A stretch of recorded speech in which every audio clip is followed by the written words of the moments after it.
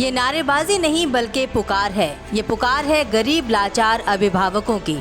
ये अभिभावक परेशान हैं, इसलिए सड़कों पर उतरे हैं। महीनों से प्रशासन से गुहार लगा रहे हैं, लेकिन अभी तक प्रशासन गहरी नींद से नहीं जागा।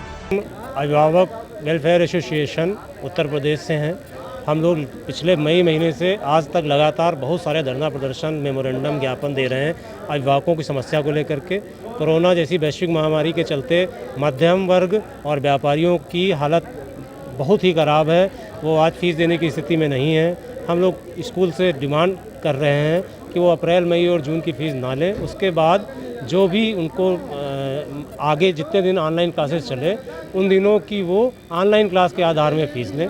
अभिभावक वेलफेयर एसोसिएशन और अखिल भारतीय पीड़ित अभिभावक महासंघ चैरिटेबल एंड एजुकेशन के सदस्य जिला अधिकारी कार्यालय पहुंचे, जहां पर मुख्यमंत्री के फोटो पर नाक रगड़कर फीस माफ करने की बात कही। अखिल भारतीय पीड़ित अभिभावक संघ के अध्यक्ष राकेश मिश्रा होने के नाते हम लोगों द्वारा कई माह पूर्व से लगातार ज्ञापन, धरना प्रदर्शन कर रहे थे। आज हम लोगों द्वारा गांधी जी के बताए हुए रास्ते पे चलते हुए रामधुन के माध्यम से हम लोगों ने जिला प्रशासन, योगी जी और मोदी जी के सामने हमने नाक रगड़ करके अंतिम बार जो है इनसे याचना करी है। अब हमने ये चेतावनी दी है कि रण नहीं, याचना नहीं, अब रण होगा, संघर्ष बहुत भीषण होगा। कि अगर अब भी आज हम लोगों को प्रदर्शन को देखते हुए ऊपर वाले ने यहाँ पर बारिश कर दी, ऊपर वाला रोने लगा है, परंतु जिला प्रशासन, उत्तर प्रदेश सरकार अभी तक जागृत नहीं हुई है। सरकार चाहती है कि हम सरकार ऐसा काम कर रही है कि हमको जो है अपने वोट की ताकत से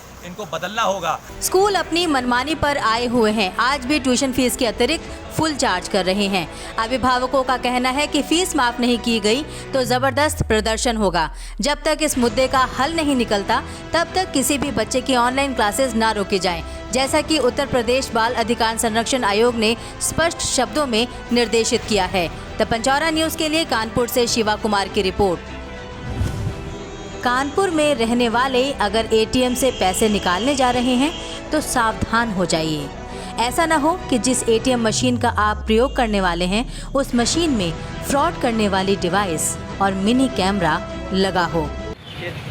ढक्कन तो मैंने निकाल दिया, सिर्फ भैया ने खींच के, और मैंने उंगली लगाई तो उसमें पूरा कैमरा था, मेमोरी कार्ड थी, सब कुछ था।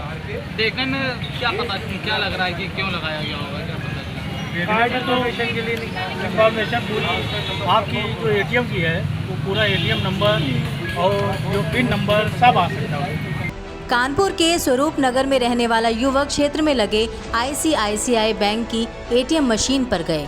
वहां पहुंचकर युवक ने जैसे ही रकम निकालने के प्रोसीजर को पूरा किया, वैसे ही पैसे ना निकलने पर युवक को शक हुआ। तो एक भैया है वो ट्रांजैक्शन कर रहे थे, तो उन्होंने बोला कि ये यहाँ पे हाथ लगा के करना। तो मैंने इसमें कार्ड डाला, कार्ड फंसा तो मैंने कार्ड खींचा, उन्होंने ये निकाला, तो फिर हम लोगों को समझ आ गया, फिर हमने ट्रांजैक्शन रोक दिया। तो यहाँ पे चाबी डाली तो ये भी निकल आया। ये कहाँ का एटीएम है और कौन सा एटीएम है? ये स्वरूप नगर का है, ICICI बैंक का। युवक ने पुलिस को इसकी सूचना स्वरूप नगर थाने में दी। मौके पर पहुंची पुलिस ने जब जांच की तो एटीएम मशीन में एक डिवाइस चिप लगी हुई थी, साथ ही एक मिनी कैमरा भी लगा हुआ था। मुझे यहाँ पे सूचना मिली है, मेरे वार्ड क्षेत्र में आता है, मैं भाजपा का जिले का मंत्री हूँ। मेरे कुछ लोग, क्षेत्रीय लोग आए थे यहाँ पे पैसे निकालने। इनके मार्फत मुझे यहाँ पे सूचना मिली कि यहाँ पे एक कैमरा टाइप का, चिप टाइप का कार्ड कुछ लगाया गया है, यहाँ पकड़ा गया है। तो मैं यहाँ पे मौके पे आया, आधे घंटा हो चुका है। यहाँ पे मैंने क्षेत्रीय इंस्पेक्टर को सूचना दे दी है। चौकी इंचार्ज साहब को कई लोगों ने फ़ोन मिलाया तो उठा नहीं, अभी तक मौजूदा कोई नहीं आया है। पुलिस ने एटीएम मशीन एक्सपर्ट को बुलाया और मशीन को खुलवाकर डिवाइस चिप व मिनी कैमरे को कब्जे में लेकर आगे की जांच शुरू कर दी है। द पंचौरा न्यूज के लिए कानपुर से नीरज तिवारी की रिपोर्ट। प्रधानमंत्री नरेंद्र मोदी स्वच्छ भारत अभियान में हम सभी की भागीदारी है, लेकिन भागीदारी है गंदगी फैलाने में, न कि सफाई रखने में। करोड़ों की लागत से कानपुर की नवीन मार्केट का सुंदरीकरण किया गया, लेकिन आलम यह है कि ये पॉश मार्केट गंदगी का ढेर बन गया है। नवीन मार्केट का दुकानदार हूँ और मार्केट की जो है मेरे उमा वस्त्रागार के नाम से यहाँ फर्म है, परंतु यहाँ की एक दुर्भाग्य है कि इतनी गंदगी, कभी जो महानगर का महा मार्केट कहा जाता था, आज महानरक होकर रह गया है। ना तो यहाँ पर बाथरूम की सफाई है, ना सड़कों की स्थिति दयनीय है। और परिवर्तन आया तो सोचा था कुछ परिवर्तन होगा, उसकी जगह ये जो है बिल्कुल विकराल रूप धारण कर लिया है। क्योंकि कस्टमर आए दिन आता कि क्या छी इतनी गंदगी, हमको उम्मीद नहीं थी कि नवीन मार्केट इतना गंदा होगा। पर हम लोगों का क्या करें, यहाँ पर कोई भी चीज़ की दुर्व्यवस्था है। इस मार्केट में बहुत से लोग अपनी ज़रूरत का सामान लेने आते हैं, लेकिन यहाँ की गंदगी को देखकर अब लगता है कि बहुत जल्द इस मार्केट में ग्राहक का आना बंद हो जाएगा और फिर से ये मार्केट पहले जैसी हो जाएगी। अभी हम लोग अभी स्टार्टिंग जब हम लोग आए तब तो यहाँ बड़ा अच्छा, कहीं कोई व्हीकल नहीं था, बड़ा साफ सफाई था। लेकिन अब इस बार जब आए, अभी हम लोग 3-4 महीने बाद आए हैं, तब इस बार तो काफ़ी गंदगी भी दिख रही है और यहाँ पे काफ़ी कंजेस्टेड एरिया भी है।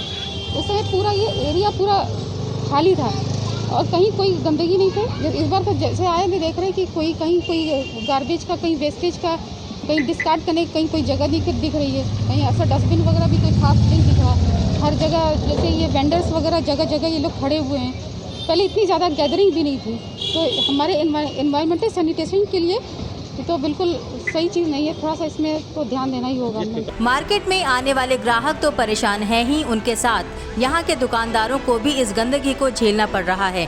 दुकानदारों का कहना है कि इस मार्केट के पदाधिकारियों को अपनी नेतागिरी चमकाने से फुर्सत नहीं है। आपसी गुटबाजी के चलते यहाँ पर ये गंदगी रहती है और कोई भी आवाज़ उठाने वाला नहीं है। नई मार्केट में इतना गंदगी फैल रही है। एक महीने से सफाई हो रही, अभियान हो रहा है, कुछ नहीं। मैंने यहाँ मेयर साहब से भी बात की थी, उन्होंने ये 2 दिन जमादार भेजे, उन्होंने कूड़ा नहीं उठवाया, सिर्फ सफाई ऐसे झाड़ू उल्टी थी लगा के चले गए। और कूड़ा इतना इकट्ठा है, देखिए आपके सामने कितना कूड़ा इकट्ठा है मार्केट में। पूरी मार्केट में इतनी गंदगी फैली हुई है, कुछ कहने में प्रदूषण है। बाथरूम तक यहाँ की टॉयलेट बंद है कि आदमी टॉयलेट जाने में इतनी परेशानी हो रही है। टॉयलेट आदमी 1 किलोमीटर दूर जा रहा है टॉयलेट करने, वहाँ पे भी इतनी बदबू भरी हुई है, कुछ कहने की बात नहीं। मार्केट कोई भी कुछ सुनने को तैयार नहीं है। दुकानदारों का कहना है कि पहले यहाँ पर परिवर्तन नामक कंपनी को साफ सफाई का काम दिया गया था, लेकिन अब उनको हटाकर साफ सफाई का काम नगर निगम के हाथ में चला गया है। अब देखना ये है कि नगर निगम कब नींद से जागता है और अपने कर्तव्य का निर्वहन करता है।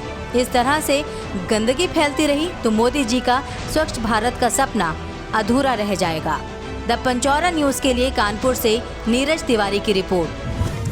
कानपुर के चकेरी थाने में gold medallist doctor Hemant Mohan पहुंचे। डॉक्टर हेमंत मोहन शहर के जाने माने होम्योपैथिक डॉक्टर हैं। वहां उन्होंने पुलिसकर्मियों को कोरोना से लड़ने के तरीके बताए। साथ ही हेमंत मोहन ने 200 पुलिसकर्मियों को निःशुल्क दवाइयां बांटी ताकि पुलिसकर्मियों की इम्यूनिटी बढ़ सके। आपको बता दें कि कोरोना काल में डॉक्टर हेमंत मोहन लाखों रुपए की निःशुल्क दवाइयां बांट चुके हैं। द पंचौरा न्यूज़ सिर्फ यही कह सकता है कि ऐसे जज्बे को सलाम। द पंचौरा न्यूज़ के लिए कानपुर से नीरज तिवारी की रिपोर्ट। कानपुर के सजेती थाना क्षेत्र के मवई भच्चन गांव में रहने वाले राजेंद्र सिंह चौहान की पत्नी पिछले 3 सालों से मानसिक रूप से बीमार चल रही थी। जब घर के सभी लोग अपने अपने कामों पर गए हुए थे, तभी महिला ने अपने घर में खुद को गोली मार ली। गोली की आवाज़ सुनकर आस पड़ोस के लोग जब उनके घर पर पहुंचे तो देखा कि महिला का शव खून से लथपथ पड़ा था। ग्रामीणों ने घटना की जानकारी उनके परिजनों और पुलिस को दी। प्रथम दृष्टया जो परिस्थितियां हैं और जो परिजन बता रहे हैं कि महिला अवसादग्रस्त थी।